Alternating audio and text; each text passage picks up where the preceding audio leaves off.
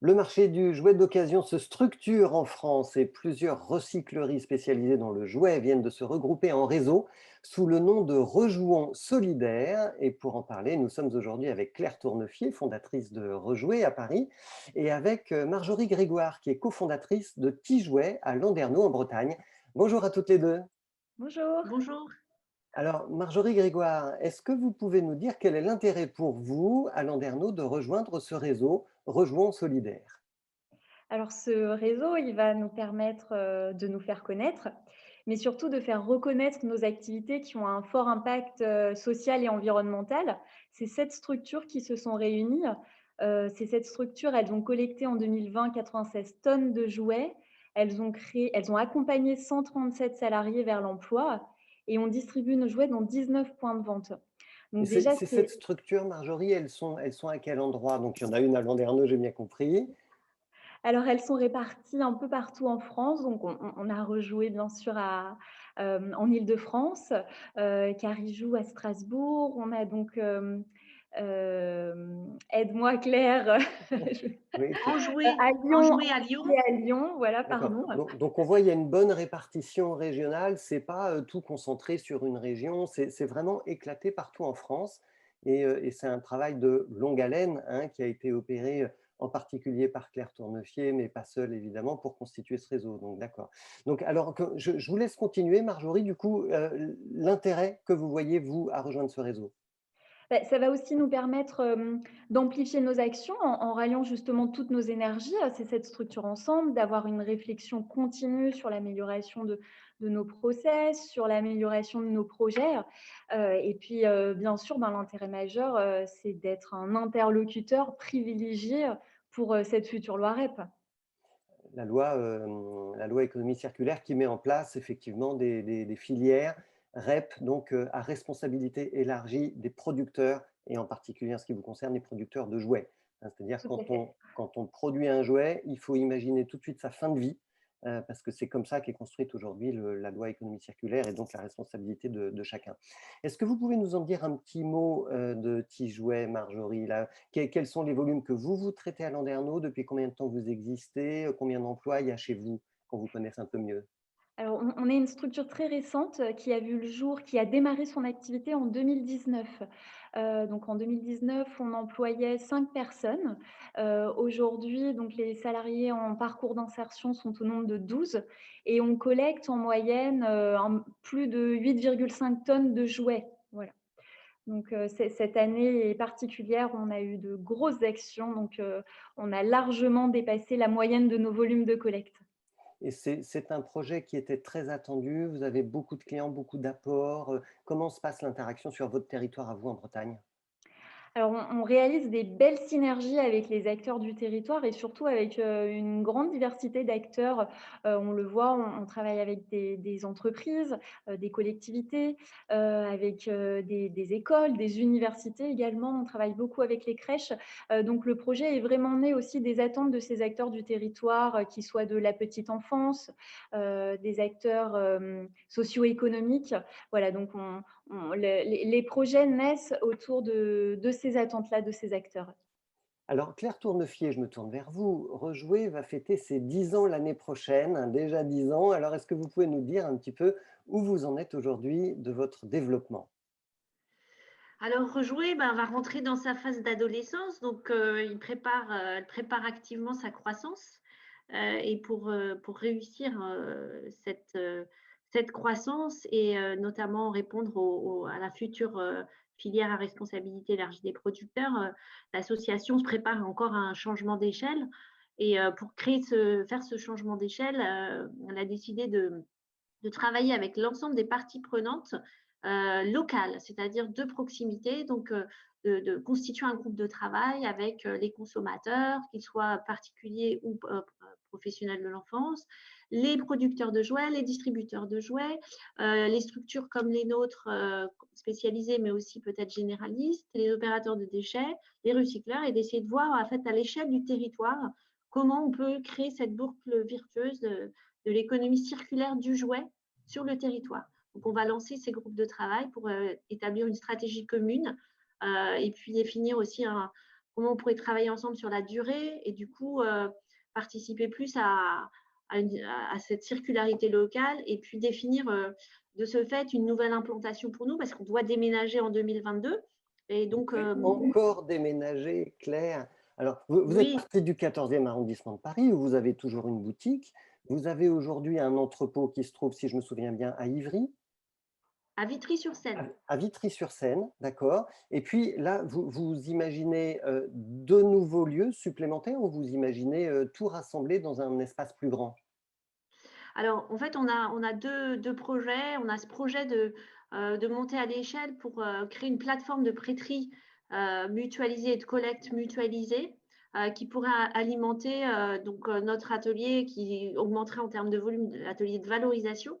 Et ensuite, voilà, proposer peut-être ces jouets triés, valorisés à un plus grand nombre en région Île-de-France à travers des partenariats potentiellement avec des ressourceries, mais aussi avec des magasins de jouets, et puis développer cette boucle avec les professionnels de l'enfance. Alors Claire, ce réseau Rejouons Solidaire, ce réseau de recyclerie spécialisé dans le jouet, il voit le jour un an après le vote de la loi économie circulaire qui organise le financement de plusieurs filières de réemploi. Comment est-ce que ça se passe dans ces filières REP? Comment ça se passe en particulier dans la filière du jouet aujourd'hui, un an après le vote de la loi?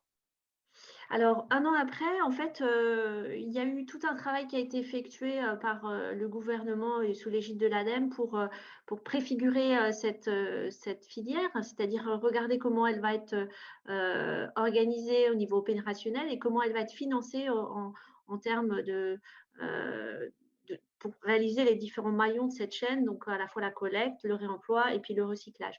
Et donc tout ce travail a été effectué par l'ADEME, rejoué, et puis les acteurs voilà, du réseau ont participé à cette étude en y apportant beaucoup de données concrètes, opérationnelles et des données économiques, des indicateurs économiques de production de ces jouets réemployés par catégorie. Et l'étude donc a été finalisée en septembre. Et on est assez soucieux parce que l'étude minimise en fait les gisements, minimise les traitements qui sont à différencier par catégorie de jouets et minimise aussi les coûts euh, qui sont les coûts de réemploi qui sont quand même assez importants pour arriver à des produits de qualité, des jouets de seconde main de qualité. Et puis, cette filière a tendance à tout découper en silos, c'est-à-dire qu'on prévoit de faire la collecte d'une certaine façon, le réemploi d'une certaine façon, le recyclage d'une autre façon. Et en fait, nous, on a vraiment cette ambition dans cette filière et cette envie de collaboration et de partage, de travailler en commun, puisque c'est pour que le réemploi fonctionne, il faut une articulation commune. Claire, pour bien comprendre, quand vous dites par exemple que l'offre de produits, donc de jouets, est minimisée par l'étude, on parle de quelle quantité, qu'est-ce qui est dans l'étude et qu'est-ce qui apparaît comme étant la réalité pour vous? En fait, dans l'étude, l'étude se base sur les gisements de déchets de jouets. Euh, donc, pour établir le montant de ce que ça va coûter en termes de collecte, de réemploi, de recyclage. Or, bah, actuellement, il faut se baser sur le volume des jouets mis sur le marché, parce que c'est ce volume-là qu'on va traiter inévitablement en réemploi, en collecte, en réemploi et en recyclage. Je comprends. Et vous dites aussi qu'il n'y a pas assez de discussion entre les différentes parties prenantes. Et quand vous dites eux, ils ne discutent pas assez avec nous, c'est qui eux? C'est l'éco-organisme qui s'occupe de cette filière de responsabilité élargie des producteurs? Alors, celui-ci, il vient juste d'être nommé, enfin, il n'est pas encore officiellement nommé par la Fédération des fabricants et des distributeurs de jouets. Moi, j'ai eu contact plusieurs fois avec la fédération. Je les ai vus pendant toute cette phase de préparation de la loi. J'ai aussi, on a rejoué à beaucoup œuvrer pour rencontrer les distributeurs. Pendant toute l'année dernière, on a rencontré un certain nombre de distributeurs généralistes et spécialisés pour leur dire, voilà, nous, on fait du réemploi de jouets de cette façon-là. On a envie de collaborer avec vous dans une création de filière qui se veut vertueuse et pour lesquelles les consommateurs sont prêts parce qu'ils viennent donner les jouets, ils en consomment Ils en consomment pas que dans nos boutiques solidaires, mais ils en consomment aussi en de seconde main en ligne. Les consommateurs sont prêts. Donc, nous, on est là à votre disposition. Voilà ce qu'on a envie de faire avec vous. Et on a eu très, très peu de retours. Et on sent un attentisme de leur part, on sent une crainte vis-à-vis de cette loi. C'est pour ça que nous, on se dit que la stratégie, c'est peut-être plutôt du local, justement. C'est par le local qu'on va y arriver, parce que Tijoué, par exemple, en Bretagne, a réussi à convaincre un distributeur local de faire un corner de jouets d'occasion dans son magasin. Alors, on va demander justement à Marjorie. Donc, Marjorie, j'avais envie de vous demander, est-ce que vous avez le même sentiment d'inquiétude, vous, en Bretagne? Est-ce que ce sentiment, il est partagé dans l'ensemble du réseau? Et comment vous réagissez justement? Donc, vous avez un corner chez un distributeur. Oui, oui, je rejoins le sentiment d'inquiétude de Claire. Nous, on collabore avec des enseignes de jouets, des magasins qui nous reversent leurs invendus, des magasins qui organisent des collectes pour leurs clients et plus récemment, comme le disait Claire, une enseigne, des magasins Leclerc qui distribue nos jouets, donc qui les revend, directement en magasin. Donc on le voit sur les territoires, il y a des liens, il y a des partenariats qui se sont forgés. L'absence de concertation, ça risque bien d'affaiblir, ce qui a été bâti, ça risque même de mettre en danger, en fait, ce qui a été construit entre les acteurs, alors que finalement, ça pourrait être un formidable tremplin pour donner, des exemples de ce qui est créé pour la filière.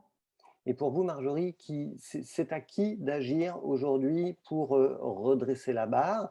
Est-ce que c'est au ministère? Est-ce que c'est aux industriels? Est-ce que c'est à l'ADEME? Qui est à la manœuvre?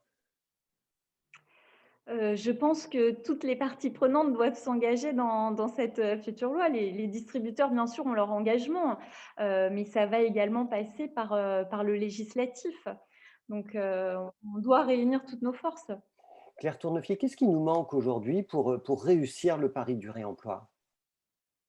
Alors, on va réussir le pari du réemploi. Moi, j'en suis certaine. Je suis toujours très optimiste et je pense que ça viendra de l'information qu'on va faire auprès du consommateur pour déjà lui indiquer que il y a une offre de jouets de seconde main de qualité, qu'elle existe dans les régions à proximité et que par leur action de consommation, ils vont l'encourager et qu'il y a aussi les professionnels de l'enfance qui communiquent et qui aussi sont des prescripteurs pour les parents et qui achètent des jouets d'occasion, qui peuvent en acheter maintenant et c'est inscrit dans les possibilités d'achat. Donc, ça, pour moi, c'est un bon vecteur.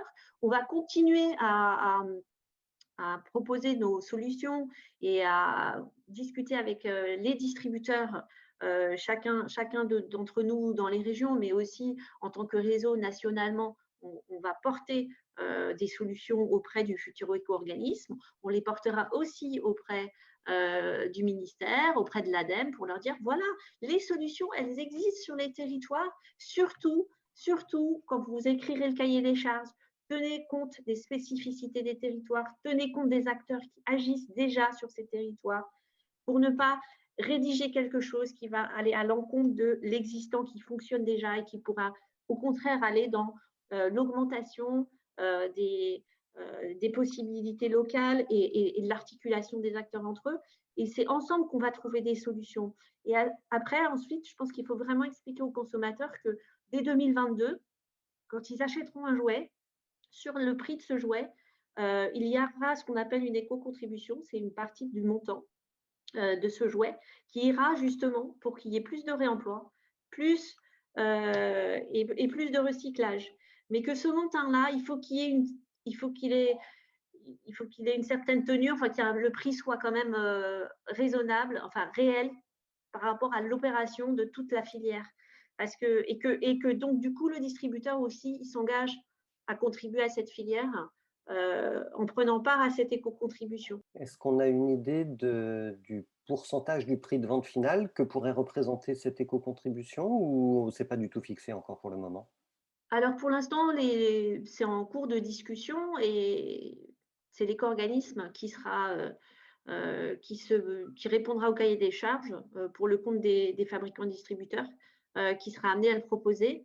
Et c'est l'ADEME qui vérifiera si c'est cohérent par rapport à l'ensemble de la prise en charge des coûts du réemploi et de recyclage. Mais on n'a pas d'idée encore, on n'a pas d'idée est-ce que c'est 0,2%, est-ce que c'est 2%? Pour l'instant, c'est un petit pourcentage. Voilà, c'est un trop petit pourcentage. Et c'est trop tôt pour en parler, j'entends. Est-ce qu'on a, dernière question, Claire, est-ce qu'on a une idée de la date à laquelle pourrait naître cet éco-organisme, ou ça aussi c'est trop tôt pour en parler? Normalement, l'éco-organisme devrait se positionner assez rapidement puisque la filière, elle doit commencer à être opérationnelle en 2022, donc c'est assez court.